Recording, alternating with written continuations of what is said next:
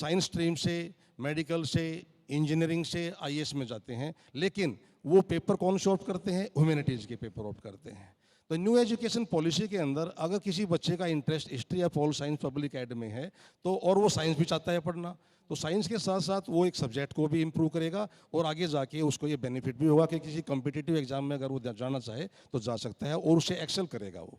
जी प्रेम जी, मैं आपसे new education policy आप किस तरह से इसको देखते हैं और अपने स्कूल में किस तरह से आप लागू करने वाले हैं? प्राइवेट स्कूल है आपका, और साथ ही साथ ये भी क्योंकि टेक्नोलॉजी वाइज हमें बहुत स्ट्रांग होना होगा, कोरोना काल ने कम से कम ये सिखा दिया है आपको, तो अब टेक्नोलॉजी के लिहाज से कैसे स्ट्रांग कर रहे हैं और इंफ्रास्ट्रक्चर को? देखिए मनु जी, जो पहला प्रश्न है उसको, जो नई शिक्षा नीति है वो उसका एक विजन बहुत अच्छा है, और जब भी नीतियां बनती हैं निश्चित तौर पे वो एक दूरगामी दूरदर्शिता के साथ बनती हैं।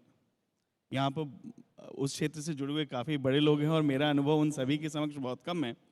मैंने देखा है कि नई नीतियाँ अच्छी होने के बावजूद भी धरातल पे नहीं उतर पाती हैं। जब 2009 में सीसी आया तो वो बहुत अच्छी पॉलिसी थी, और यदि आप उसके रिसर्च डॉक्यूमेंट्स पढ़ें तो बहुत इम्पैक्टफुल थे वो, लेकिन दुर्भाग्य से 2017 में उसको वापस लेना पड़ा। नई शिक्षा नीति में सबसे पहली चीज़ में 2-3 चीज़ें जो अच्छी हैं, जो एक शिक्षक के रूप में मुझे अच्छी लगती हैं, कि पहली बार प्री प्राइमरी एजुकेशन को फॉर्मल एजुकेशन का हिस्सा मान लिया गया। अभी तक चाहे वो राज्य स्तर पे देखें या केंद्र स्तर पे देखें, pre primary education formal education का पार्ट नहीं था। तो पहली बार वास्तव में इसका कोई माई बाप मिल गया, और एक foundational preparatory middle school age group को ध्यान में रखते हुए नीतियों को बनाया गया है। ये अपने आप में बहुत अच्छी बात है। यदि हम इसको वास्तव में स्कूल में धरातल पर ले आए तो इसके दूरगामी असर हमें देखने को मिलेंगे। इसमें 2-3 चीजें थी जो सर ने भी रखी बात।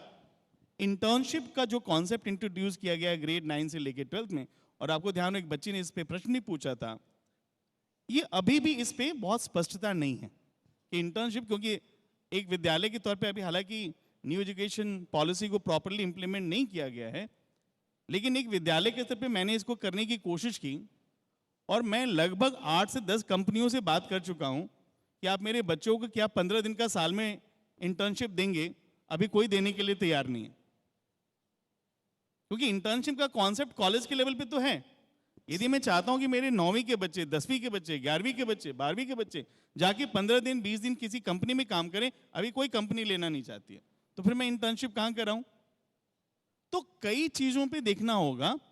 और जो दूसरा बड़ा इंपॉर्टेंट एस्पेक्ट्स है कि कंटेंट ड्रिवन करिकुलम से हम स्किल बेस्ड करिकुलम की तरफ जा रहे हैं। इसके लिए उस तरह का करिकुलम सपोर्ट होना बहुत जरूरी है। अभी आप जितना भी हमारा करिकुलम अभी तक का देखें,